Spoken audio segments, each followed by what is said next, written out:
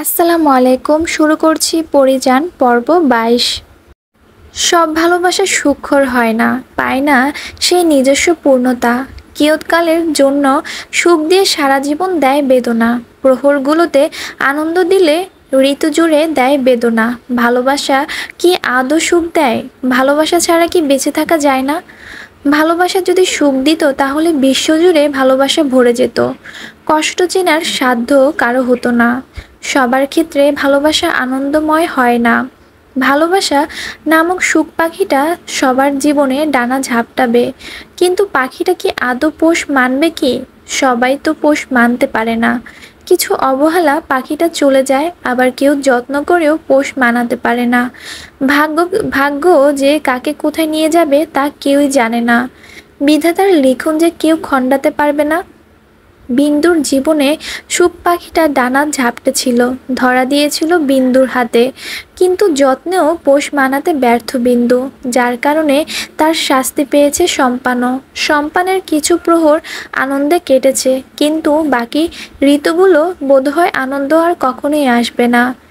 প্রিয়তমা তার সাথে করে সেই সুখটুকু যে নিয়ে গেছে, তাই সে তার সুখের স্থির দেহের পাশে বসে শেষ দেখা দেখে নিচ্ছে।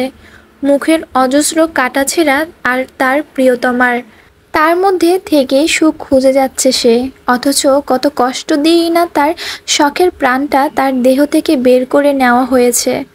রাস্তা দিয়ে দৌড়ে আসছে পরী, গায়ের চাদরটা বৈঠকে পড়ে গেছে আসার সময়। গাঢ় কুয়াশার ভেতর দিয়ে দৌড়াতে দৌড়াতে ফর্সা শরীরে বিন্দু বিন্দু শিশির কোণা জমেছে। চুলের খোপা যে কখন খুলে পিঠ ছড়িয়েছে তা সে টেরই পায়নি। পরীর দৌড় থামল বিন্দুকে দেখে। দূর থেকে স্পষ্ট দেখা যাচ্ছে বিন্দুর মুখখানা। একটু থেমে পরী দৌড়ে গিয়ে ধপ করে সম্পানের পাশে বসে পড়ল। জঙ্গলের ভেতরে গাছের ডালে বিন্দুর লাশ ঝুলতে দেখা যায়। সকালে ভোরে গ্রামে কেউ যাচ্ছিল কালীমন্দিরে। হঠাৎই তার চোখ যায় গাছের ডালে থাকা ঝুলন্ত ঝুলন্ত বিন্দুর দিকে। এই খবর ছড়িয়ে পড়তেই সময় লাগে না। কেউ কেউ ভেবেছিল যে বিন্দু আত্মহত্যা করেছে, কেননা সবাই জানে বিন্দু সম্পানকে ভালোবাসে, আর বিন্দুর বিয়ে অন্য ছেলের সাথে ঠিক হয়েছে। বিন্দু তাই মানতে না পেরে আত্মহত্যার পথ বেছে নিয়েছে। কিন্তু লাশ নামাতে গিয়ে সবাই বুঝলো বিন্দু আত্মহত্যা করেনি। মেয়েটার ক্ষতবিক্ষত শরীরটাই তার আসল প্রমাণ। বিন্দুর পরনের লাল পাড়ের সাদা শাড়িটি দিয়ে গলা পেঁচিয়ে গাছের ডালে ঝুলানো ছিল। বিন্দুর লাশ জঙ্গলের বাইরে এনে শোয়ানো হয়েছে। শাড়িটিও ওর গায়ে জড়িয়ে দেওয়া হয়েছে। একে একে ভিড় জমতে লাগলো। নিজের প্রাণপ্রিয় সখীর স্থির দেহ দেখে তাকিয়ে আছে পরী। কি সুন্দর মায়াবী চোখ বিন্দুর! ওই চোখ জোড়া খুলে আর দেখবে না পরীকে, দেখবে না ভালোবাসার সম্পানকে। গজদন্দিত আর হাসবে না। আর সে হাসিতে পরীও মুগ্ধ হবে না। সে আর দৌড়ে জমিদার বাড়িতে উঠবে না, হবে না মায়ের হাতের মার খাওয়া। ঘুম কাতরে বিন্দু আজ চিরকালের জন্য ঘুমিয়ে পড়েছে। শত ডাকেও সে সাড়া দিবে না। পরী আলতো করে বিন্দুকে ঝাঁকিয়ে বলে, এই বিন্দু, তুই ঘুমিয়ে আছিস কেন? ওঠ, এত ঘুমালে চলে? তুই তো বিয়ে করতে এসেছিলি। এই দেখ, আমি এসেছি, সম্পান মাঝি এসেছে। তোর আর সম্পান মাঝির বিয়ে হবে। ওঠ না, আমরা আসতে দেরি হয়েছে বলে রাগ করে ঘুমিয়ে থাকবি? ওঠ, ওঠ না, ওঠ বিন্দু। না, বিন্দুর সাড়া নেই। যে মেয়েটা পরীর এক ডাকে দৌড়ে চলে আসে, আজ সেই মেয়েটা পরীর শত ডাকেও উঠছে না। পরী বিন্দুর দেহ ধরে ঝাঁকুনি দিচ্ছে আর উঠতে বলছে, কিন্তু মৃত ব্যক্তি কি কখনো জীবিত হতে পারে? তাই বিন্দুও উঠল না। পরী এবার বিন্দুকে ছেড়ে দিয়ে সম্পানের দিকে তাকালো, বলল, সম্পান মাঝি, তুমি বললে বিন্দু ঠিক উঠবে, তুমি ওরে উঠতে বলো। তোমরা বিয়ে করবা না, আমার বিন্দুরে ঘরে তুলবা না? চোখের পানিতে বক্ষ ভেসে যাচ্ছে পরীর, কিন্তু সম্পান এখনও চুপ করে দেখছে বিন্দুকে। হঠাৎ করেই সম্পান পরীর হাত থেকে সিঁদুর কোটে নিয়ে নিল। হাতে কোটের সব সিঁদুর ঢেলে রাঙিয়ে দিল বিন্দুর সিঁথি। ঠোঁটের কোণে স্নিগ্ধ সময় হাসি ফুটল সম্পানের। সে বলল, তোরে খুব সুন্দর লাগতেছে বিন্দু, একবারে বউ। তুই তো চাইছিলি আমার বউ হতে, আমার হাতের সিঁদুর পরতে। দেখ, আমিও সিঁদুর পরাইছি, আয়নায় একবার দেখ কত সুন্দর লাগতেছে তোরে। না থাক, তুই তো ঘুমাইতাছস, উঠলে দেখিস অহন ঘুমা তুই। সম্পান মাঝি কি বলো এইসব তুমি? বিন্দু। সম্পান পরীর দিকে তাকিয়ে তর্জনী আঙ্গুল মুখে চেপে বলল, হুস বিন্দু, ঘুমায় পড়ি, কথা কইও না, চুপ থাকো, চুপ থাকো। সম্পান আবার বিন্দুকে দেখায় মন দিল। পরী থাকতে না পেরে চেপে ধরে সম্পানের কলার। নিজের দিকে সম্পানকে ঘুরিয়ে বলে, তুমিও কি পাগল হয়ে গেলে সম্পান মাঝি? বিন্দুর ভালোবাসা কি পাগল হয়ে গেলে? কথা বলো না, আমার দিকে তাকাও। গ্রামের সবচেয়ে সুন্দর মেয়েটাও আজ সম্পানের চোখ সরাতে পারছে না বিন্দুর থেকে। ভালোবাসা তো এমনই হওয়া উচিত, সৌন্দর্য থাকবে না কিন্তু মাধুর্য থাকবে অপরিসীম। সেই ভালোবাসায় মন জুড়াবে। পরী সম্পানকে ছেড়ে আবারও বিন্দুকে ডাকতে লাগলো। নারী পুরুষের ভিড় জমেছে, সবাই পরীকে অবাক হয়ে দেখছে। যে মেয়ের চেহারা কোনো পুরুষ দেখেনি, আজকে কত শত পুরুষ দেখে নিল সেই পরীকে।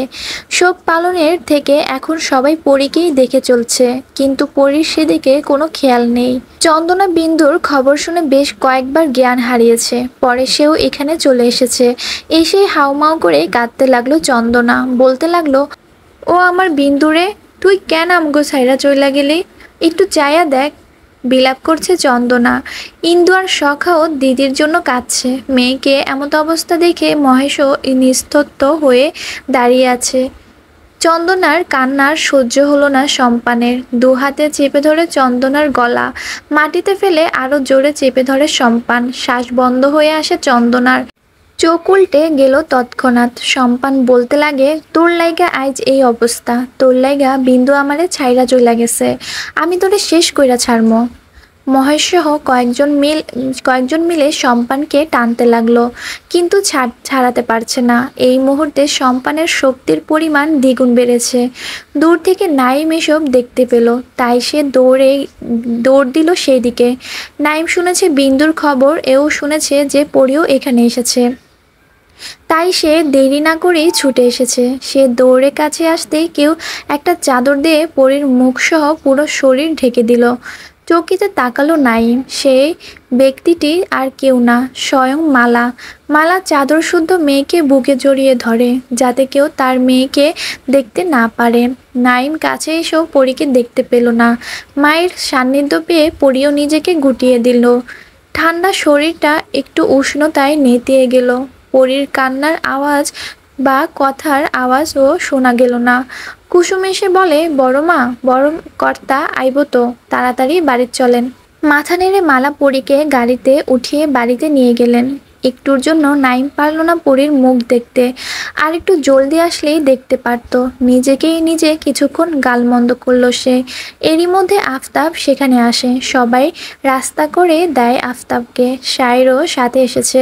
বিন্দুর মৃত্যুর খবর শায়েরকেও ভাবাচ্ছে। মেয়েটাকে এভাবে নৃশংসভাবে হত্যা করলো কারা? পুলিশকে খবর আগেই দেওয়া হয়েছিল। ঘটনাস্থলে তারাও চলে আসে, সবাইকে দূরে সরিয়ে দিল। সম্পানকে সবাই মিলে ধরে রেখেছে। চন্দনা জ্ঞান হারিয়েছে আবার, তাকে সবাই ধরাধরি করে বাড়িতে নিয়ে যায়। পুলিশ সব দেখেছে, শায়েরের পরিচিতই তারা। শায়ের পুলিশ প্রধানকে বলে, আপনি একটু ভালো করে দেখবেন, আমাদের গ্রামে এমন কখনোই হয়নি। অপরাধীকে বা কারা, তাদের তাড়াতাড়ি ধরার চেষ্টা করুন। আমরা চেষ্টা করব শায়ের সাহেব, তবে এটা বুঝতে পারছি বেশ কয়েকজন যুবক ছিল, না হলে মেয়েটাকে এভাবে চোখ বন্ধ করে নিল শায়ের। কিছু পল ওভাবে থেকে চোখ মেলে বলল, আমার মনে হয় কালকে যারা যাত্রা দেখতে এসেছিল তাদের কেউই হবে। পুলিশ প্রধান একটু ভেবে বলে, আমার মনে হয় না এরকম সাহস কোনো সাধারণ মানুষের হবে। মনে হচ্ছে কোনো অপরাধী এরকম করেছে। আমার মনে হচ্ছে। কি মনে হচ্ছে? সুশীল নয় তো? ও তো বড় একজন অপরাধী। আপনার মনে আছে 4 বছর আগে সেই ঘটনার কথা? হ্যাঁ আছে, কিন্তু সুশীল তো গা ঢাকা দিয়েছে। ওকে ধরার চেষ্টা করছি 2 বছর ধরে, কিন্তু পারছি না। এমনও তো হতে পারে যে সুশীল যাত্রাপালায় আসা মানুষের সাথে মিশে এসব করেছে। আফতাব এই কথা শুনে হুংকার দিয়ে উঠল।